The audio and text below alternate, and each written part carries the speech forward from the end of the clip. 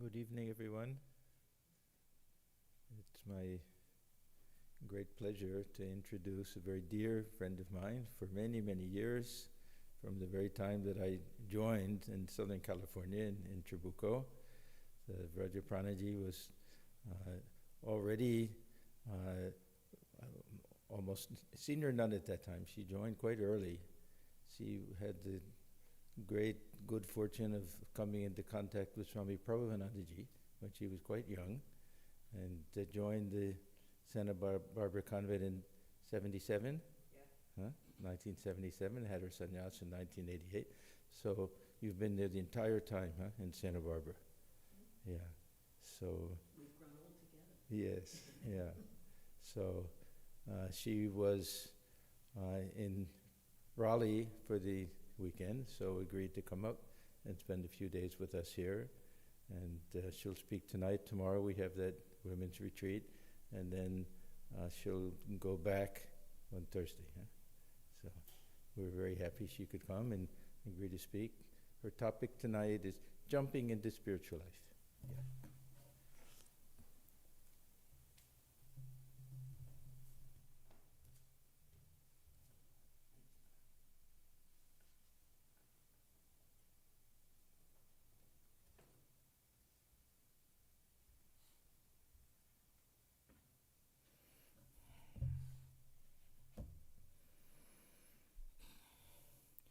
Om Tyao Shantihi Antariksham Shantihi Prithivi Shantihi Apa Shantihi Oshadaya Shantihi Vanaspataya Shantihi Vishvedeva Shantihi Brahma Shantihi Sarvam Shantihi Shantireva Shantihi Sama Shantiredhi. Om Shanti Shanti Shanti. Om. Peace in the heavens, peace in the sky, peace in the waters. The earth is filled with peace. The plants, the trees, the herbs are filled with peace. May the peace, that infinite divine Brahman, be ours, and may it fill every aspect of our lives. Om, peace, peace, peace be unto us all. Good evening, and thank you for coming. Appreciate it. I'm really grateful to be back here after too long of a time, and to see how much this place has grown over this time is truly inspiring. Truly inspiring. You could see how much Thakur and Mother are working through everybody here and doing what they want to do. And to have this great, beautiful temple here to be used and appreciated for many, many years to come, it's deeply inspiring. You may wonder why I want to talk about jumping into spiritual life. You know, why not waltz into spiritual life? Why not tiptoe into spiritual life, or put a little finger in? Why not meander in? Well, I think it's because if we really want to take spiritual life to heart, we have to make a commitment, and we have to just jump in. We have to decide to take it seriously and to make a commitment to it. You know, Thakur talks about people, you can obviously tell he's not appreciative of them. He said, they're like flattened rice soaked with milk. And that sort of a lukewarm attitude towards spiritual life doesn't help anybody. Doesn't help them, doesn't help us. It's just kind of like a neither here nor there existence. So unless we take it seriously and we make a commitment into doing it, then we won't gain anything by it. We'll just be kind of sitting on the sidelines without being able to get the joy that we should have, because it's our real nature. Now, so I'm sort of advocating really making a commitment to doing something about it and really deepening our spiritual lives. Now, as you obviously know, most people won't do that. They don't see the point of it. They think it's a waste of time. They don't have the interest in it. And even if they do have an interest in it, they're just going to say, well, you know what, I'm going to do it when I have time. I don't have time right now. I'm just too busy. So when I get older and I retire and I've got more time, or when the kids have left home or when they're off to college, then I can do it. But that generally doesn't happen, because we'll just keep postponing and postponing and postponing until something puts us to the brink. And I get it. Everybody's so stressed out. Everybody is so busy. Everybody's so overcommitted that we think we can't possibly add anything more to our schedule because we've already got too much going on. It's like, got to get the kids ready for school. I've got to get this report ready for my boss. I'm supposed to walk the dog and I'm supposed to exercise. Can I do them both at the same time? It's like everybody's overcommitted. Everybody's stressed. Everybody's too busy. And if we're not too busy, we think there's something wrong with us. Obviously, we're lazy, or we're boring, because otherwise we'd be busy just like everybody else in this country, too busy. Now, sometimes people are sort of pushed into spiritual life because their doctor says, you're one step away from a heart attack. Your blood pressure's over the top. Why don't you get one of those apps for your phone that tells you to meditate or do some of this stuff to breathe mindfully? They're sort of be forced into it. But that doesn't really last very long. And they may get some peace, they may get a little calmness, their blood pressure may go down, but that's not really going to give them the deep fix that we need.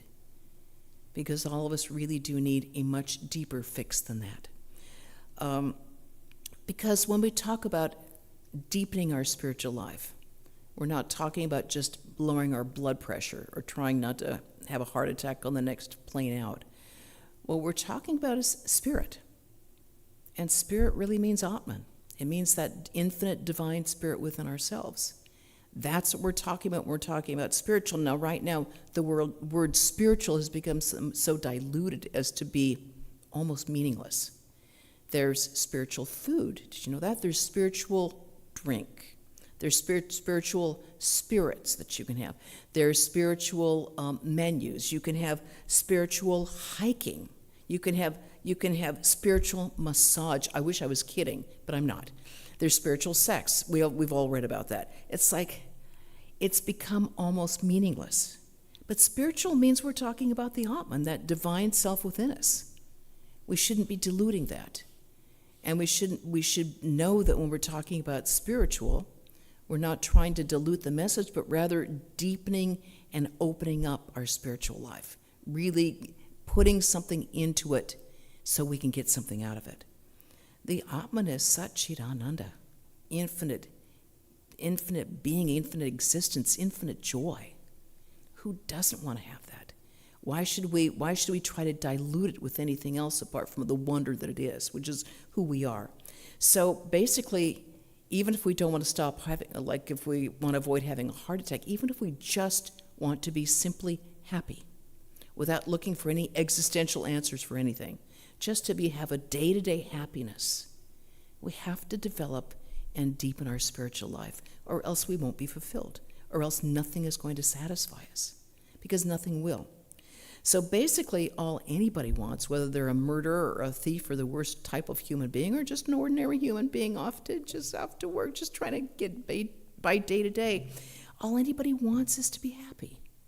Basic thing, just to get through the day and be happy. That's pretty much what anybody wants. But all happiness and all joy come from within us. We're continually looking outside for it. But all that joy is within us. But we're continually gotten into this habit of going out, looking for the next best thing that'll keep us happy for a few more minutes. But that fountain of joy is within our hearts. And unless we really make the effort and the real commitment to digging in there and diving into our spiritual life, we're not going to get what we want. And that's the sad thing, is that basically that's all we want. But unless we make a commitment to it, unless we really make a choice of doing it, we're not going to have the happiness that we want, the fulfillment that we want. We're not going to have the fulfillment as human beings that we can have and we should have, because it's our birthright. That's why they came, to tell us, to remind us of that. And we've given all the grace to have this message given to us. But unless we pick up the ball and do something about it, it won't do us any good. We can have that spoon put right in front of our face, but unless we get the spoon and put in our mouths, we're not going to get the spiritual nourishment that we need. So that's why we need to kind of plunge into our spiritual life, not to just not be cantankerous, but to get the joy that we want, to get that joy and fulfillment that we deeply, deeply desire. So we can say, we can ask ourselves, okay, well, how can I get that joy? How can I not be so discontented? Not so like, why is everything not going the way that it should be going? So finding the source of all joy is really the only solution to our life's problems. Even if we think we don't have a problem, we've got a problem. Because no matter what, we're all going to die. No matter what, we're all going to get old, unless you die young, and then people are going to cry, oh, I died so young. We're all going to die. We're all going to lose our powers. We're all going to regret not being able to do what we used to do. So if we want to deal with that, we've got to find that happiness within ourselves, so we won't be so dependent on this, so we won't be so dependent upon this intellect that we think too much of. All anybody wants is to be happy, and all anybody wants is love. Remember that song, All You Need Is Love by the Beatles? That was, in the 60s, it was a big motto. So we want love. We all love to be loved. We all love to receive love. And unless we receive and give love, we wither like dry leaves on a tree. We are meant to give love. Well, the source of all love is that infinite divine within ourselves. But when we love, we have to remember who we're loving. It's not that pretty face. It's not that charming personality. Sometimes we think that we love someone because they're attractive or because they're funny or because they're talented, but no one ever loves anybody for that. It's just the window dressing, and that window dressing gets pretty dull pretty fast. We only love the divine. We only love and know God at all times. We're only encountering the divine at all times. Swami Vivekananda said, God is love, and love is God. And the truth is, we never love anything but the divine, which is love itself. We all know this passage from the Vrajaprana, but I'm going to bring it up anyway. Yajnavalkya tells his wife Maitreya, it's not for the sake of the husband, my beloved, that the wife is dear, but for the sake of the Atman, the self within. It is not for the sake of the husband. It is not for the sake of the wife. He says it's not for the sake of the children. It's not for the sake of creatures. He goes to this whole laundry list of all these things that we hold dear. And he tells her at every turn, this is not what you're loving. This is not what human beings love. This is not what anybody loves. It's only for the sake of the divine. So when we see that face of a grandchild, or that face of a dear friend that we haven't seen in a long time, the face of anybody that we love so much that our life brightens when we see them, or when we miss them so much, we're never loving anything but the divine. It's only Sri Ramakrishna, Sri Sardadevi, with their various masks, their little Halloween masks for the day. We love nothing but that infinite divine which resides within our hearts. We love nothing but that. And if we can remember that from time to time, if we can remember the real source of love, the real source of our joy, we can take a step back, and then we can have a lot more peace and happiness in our lives. When Yajnavalkya gives this teaching to Maitreya, he tells her about how to do it. He tells her about how to deepen her spiritual life. He gives her immediate instruction because she's right on the money. And she says, fine. I mean, you got to say, the guy, he comes home and he says, by the way, I've decided I'm going to, split up between you and my other wife. So you'll be taken care of. Without missing a beat, she says, is that going to give me immortality? It's like she's not saying, am I going to be cared for? what about this? What about that? What about that? It's like, no. She's every bit his equal. No, that will not give you immortality. You will be well cared for. You'll live the life of a rich. Oh, that's thrilling. So she wants to know what will give her immortality.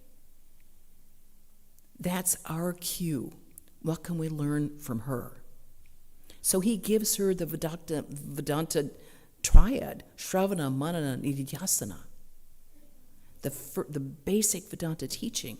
He's telling her right there how to deepen her spiritual life.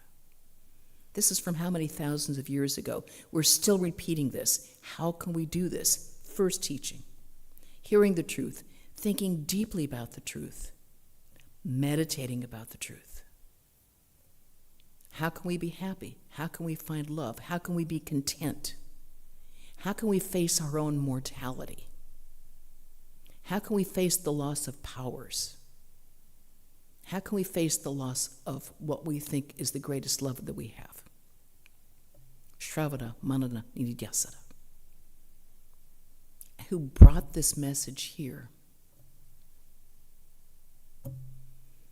We need to appreciate the grace we've been given to have been brought here.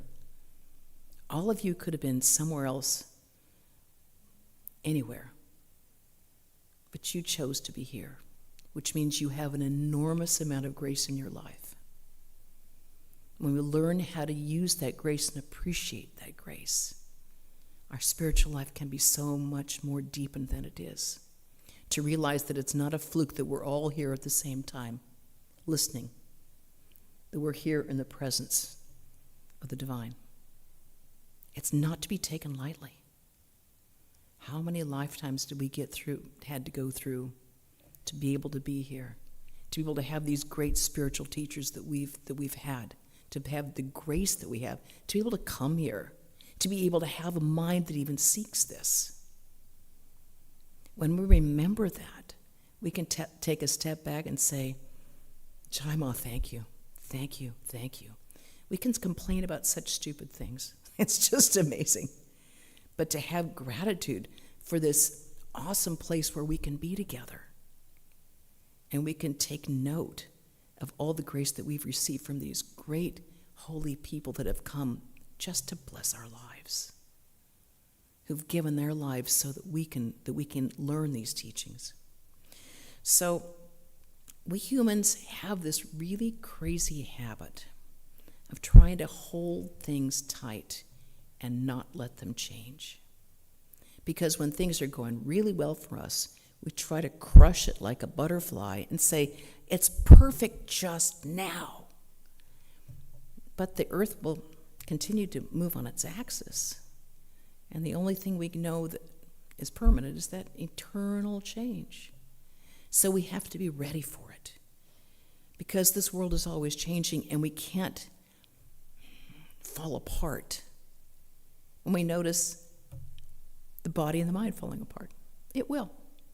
Everything that we've ever tried to hold on to will absolutely fall to dust.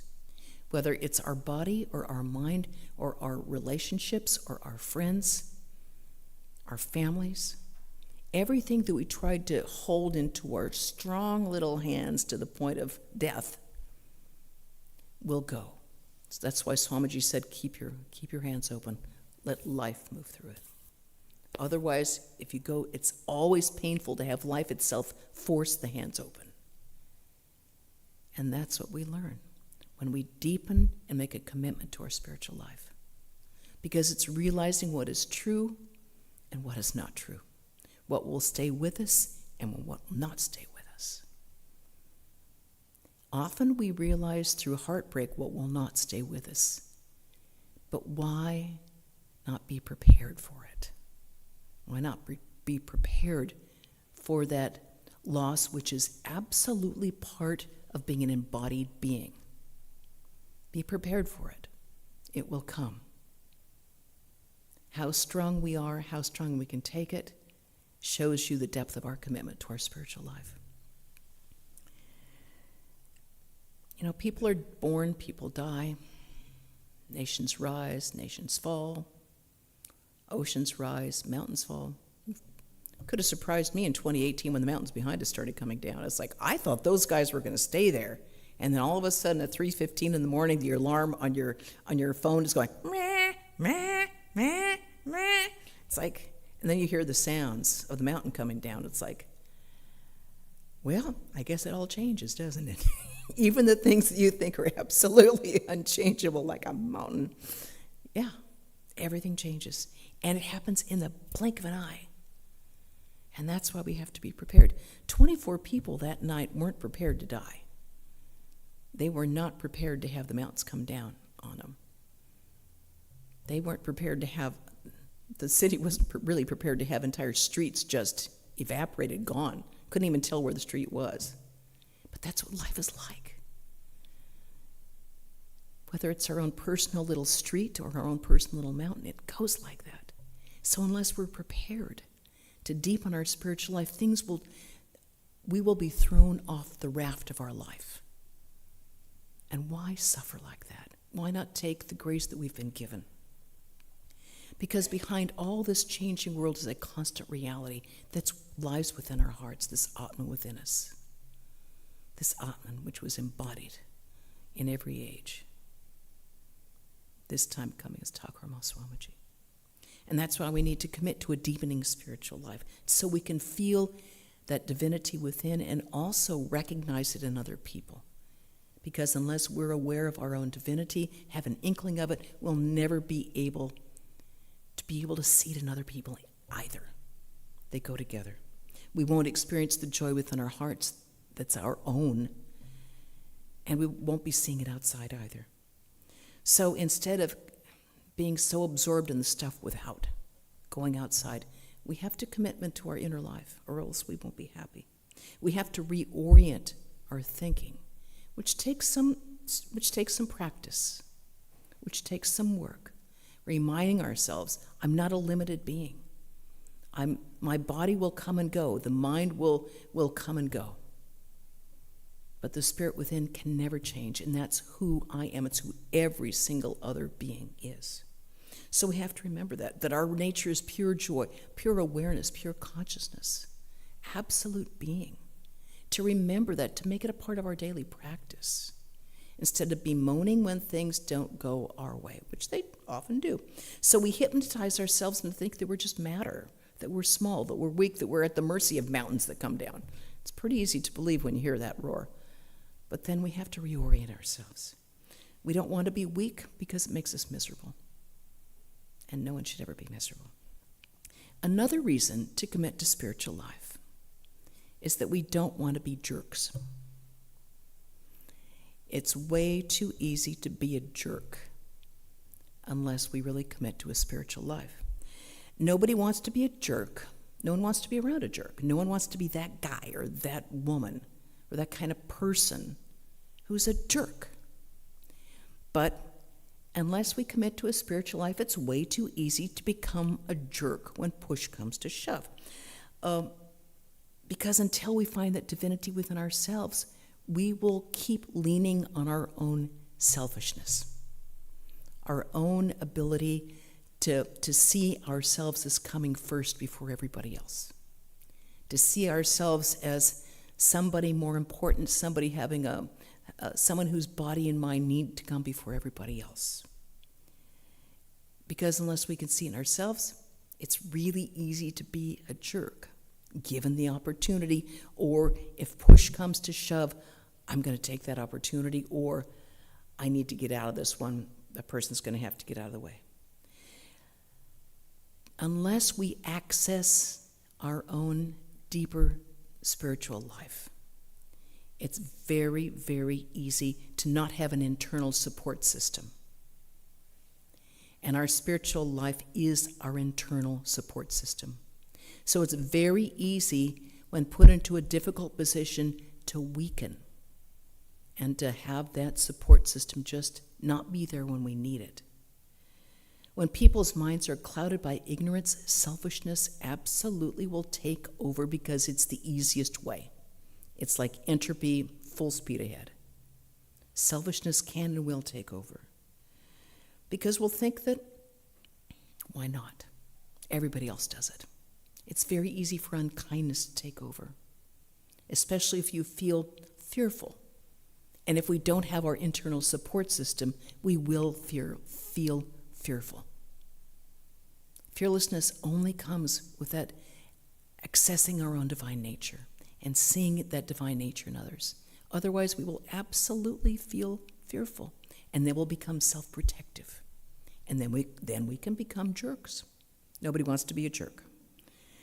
So, because being a jerk, if nothing else, makes us unhappy.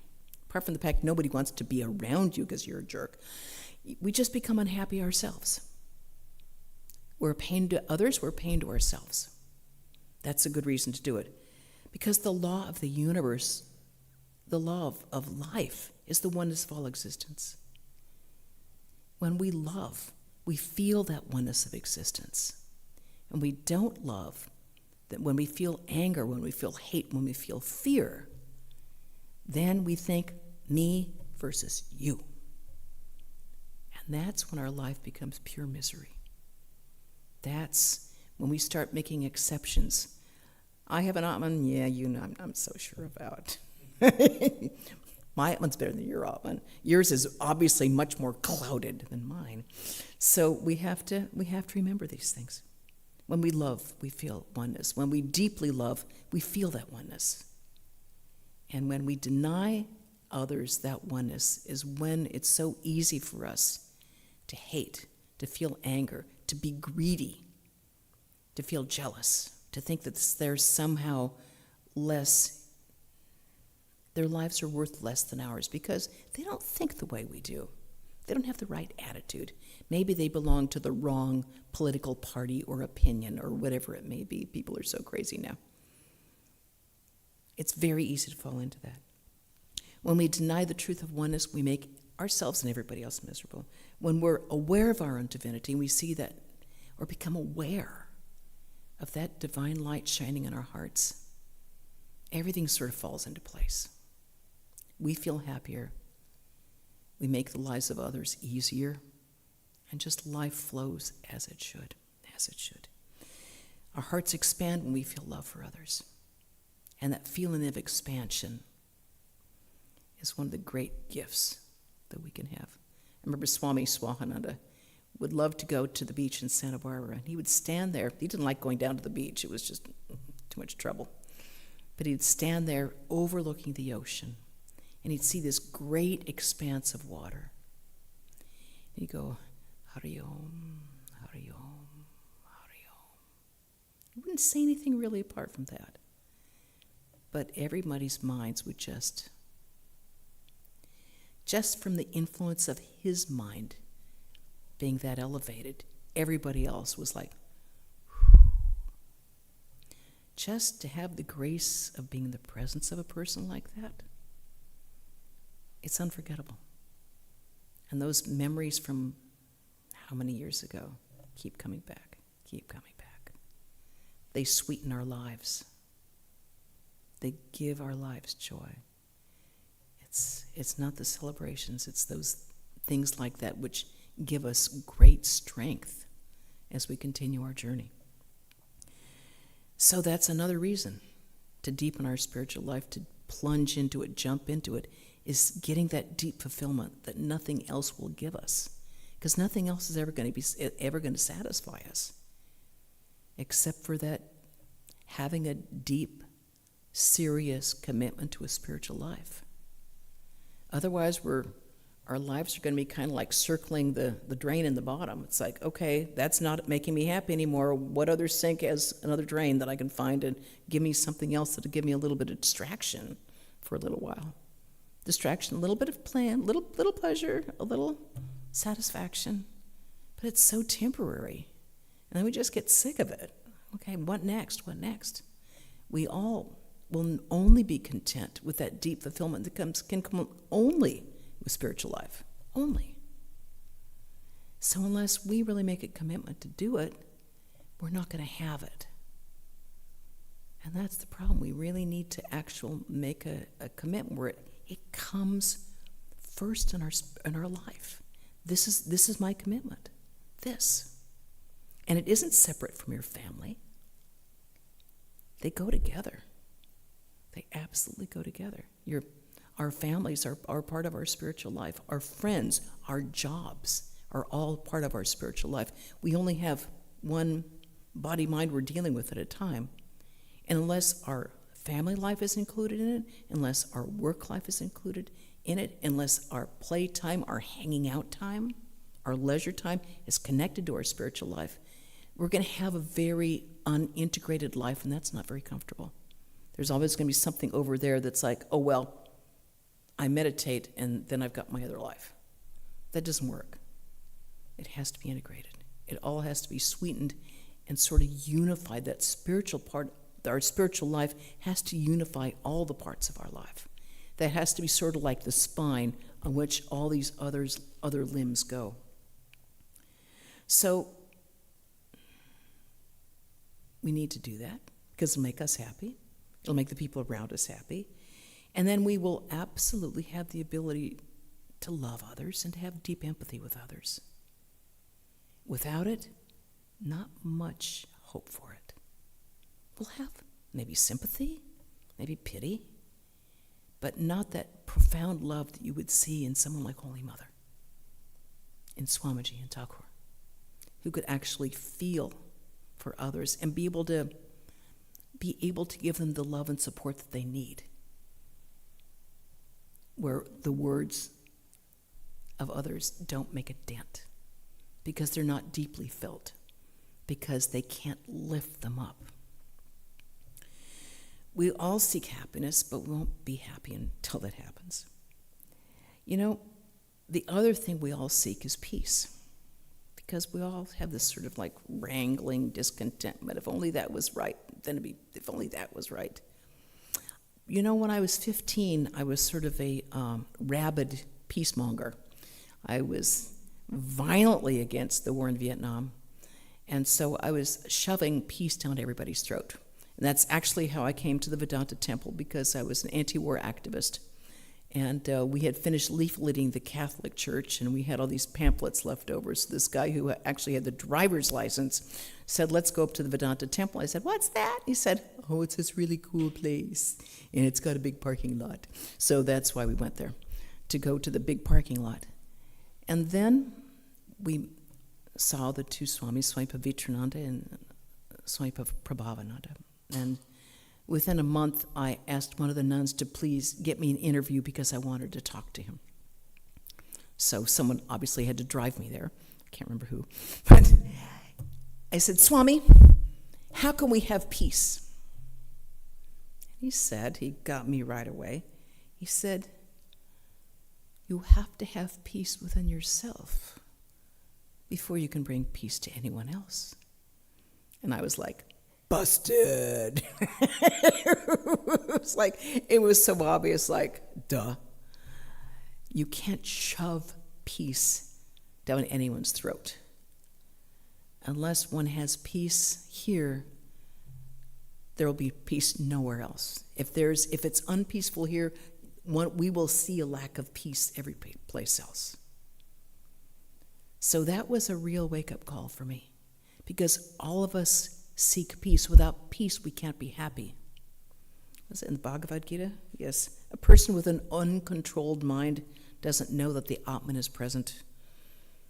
How can such a person meditate? And without meditation, where is peace? And without peace, where is happiness?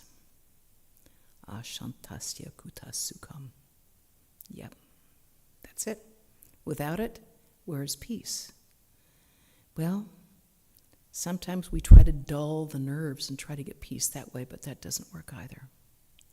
We need to find that deep peace within our hearts, which can only be found through realizing our divine nature. That's the only way it will come, because otherwise we'll be misidentifying with everything else that will bore us, that will leave us feeling emptier and more unfulfilled. So to have a peaceful mind is the great thing that we can have, and get away from this, as the Gita says, the mind is the greatest friend, or it's our worst enemy. If we have an unpeaceful mind, we've got an enemy in here that we can't escape. So nobody wants to be stuck with a monster in the same room. So we need to make the mind our friend. Spiritual development for this reason is so important, so we can have the mind our friend. So that when it comes to the point of having the mind our companion, it can be a happy companion. Our friend Stephen Berg, who lived at our center for 32 years, his guru was Swami Vivedishananda, who is a beloved disciple of Maharaj Swami Brahmananda. And Stephen was told by Swami Vivedishananda to memorize. So he memorized most of the Gita, many things from the Upanishads, a lot of sacred poetry that Swami Vivedishananda had him memorize. And Swami Vivedishananda told him, you never know when your mind is going to be your only companion.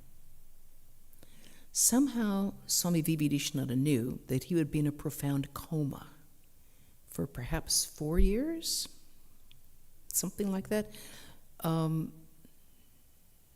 We went up there with Swami Swahananda.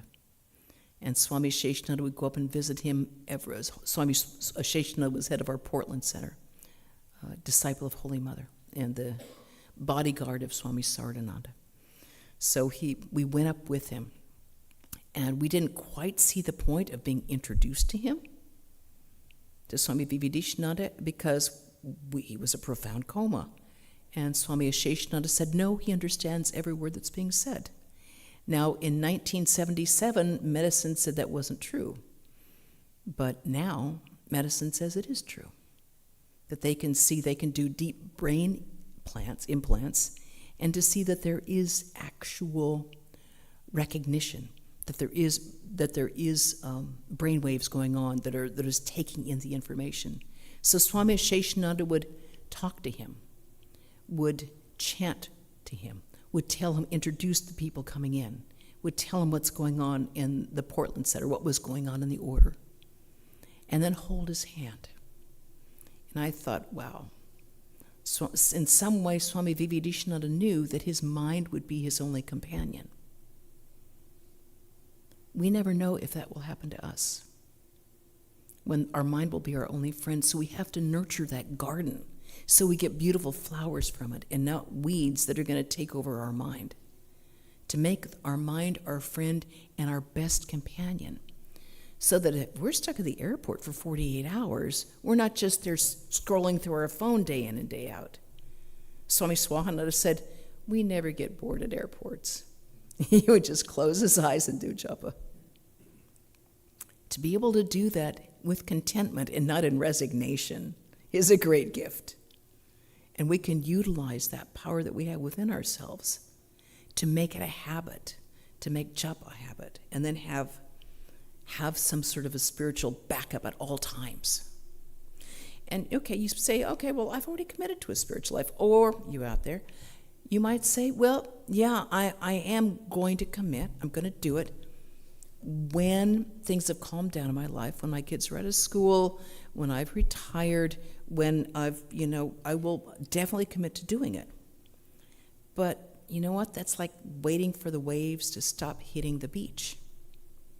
If we don't do it now, we may not ever do it. Because the other point is that life is very transitory. We don't know when it's going to end. We're just one car accident away from eternity. We're just one stroke away from being in a corner in a wheelchair.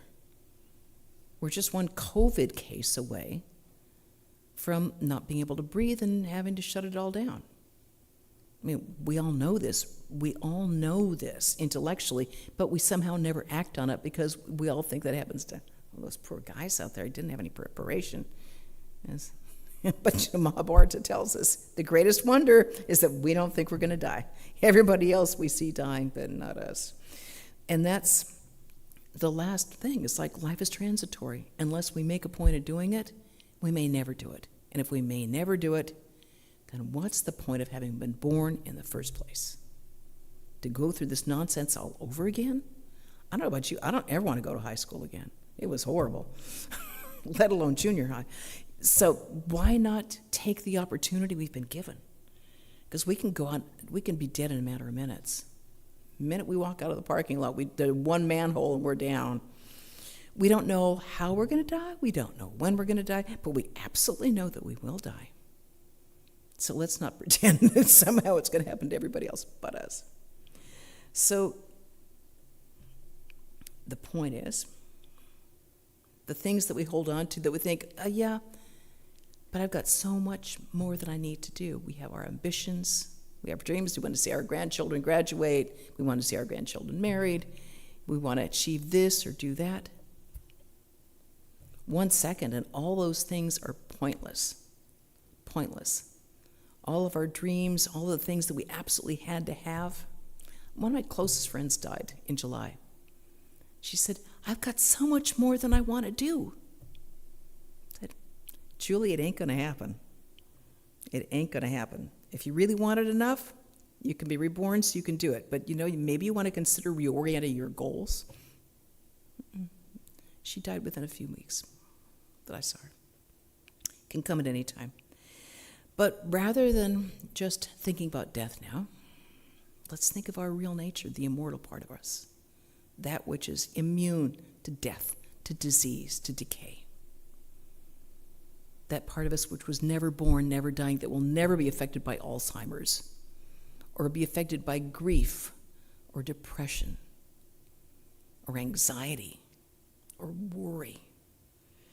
We have to really concentrate on our own divine nature and remember that first. And then we come to the final stumbling block. Can we do that by ourselves? No, we can't. We can't. We cannot attain the highest goal of life by ourselves.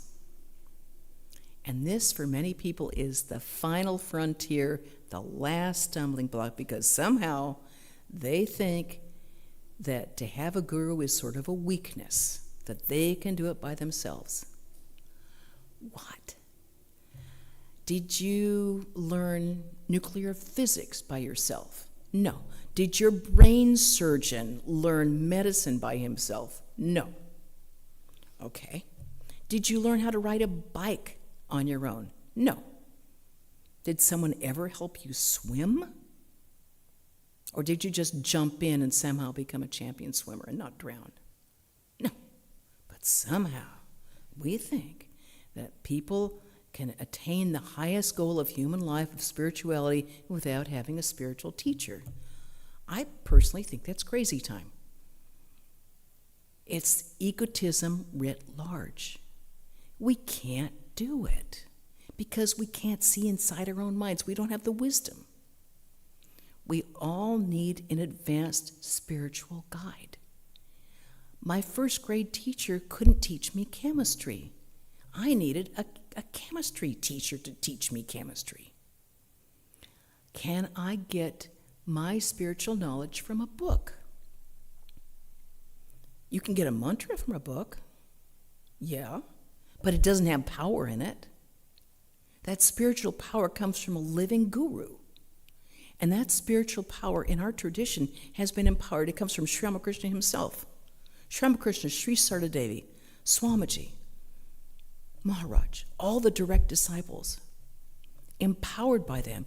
Our mantras have the power of realization in the mantra, and somehow we think we can read it and do it ourselves. It's crazy time.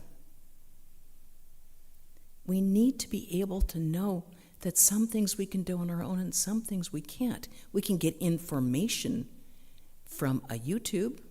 We can get inspiration from a YouTube. We cannot get spiritual power from a YouTube or from a book. It doesn't happen. Spiritual life is caught, not taught. It's not like ABCs. A flame has to light another flame. That mantra given into the ear is a living power that will grow, that will blossom, that will be the greatest support of our life.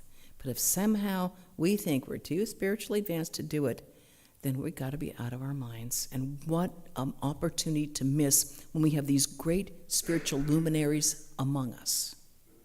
That we have these great souls who can come here and be here and impart this wisdom to us. Don't neglect this opportunity. Life is short. Don't neglect it. Please don't neglect it. So on that note, I'd like to thank you for listening to me go on my barrage.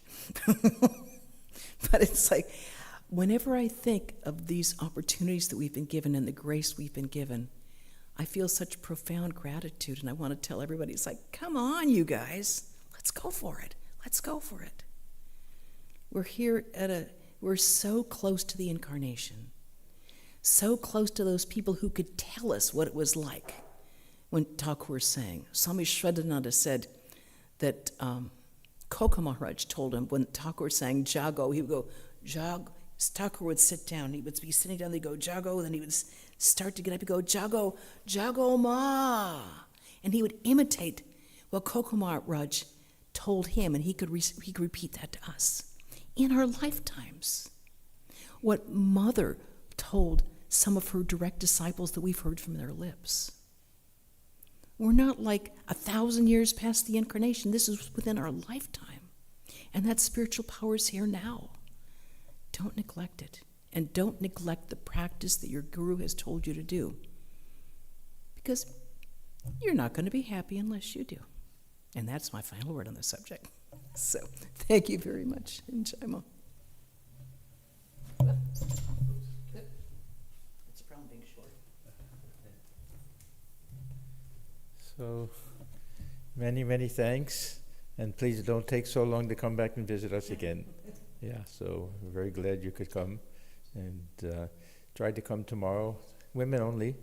Women's retreat tomorrow, 10 to 2. And please join us for a simple dinner in the basement. We have the food for everybody, if you can manage that. So many thanks, and thank you all for coming.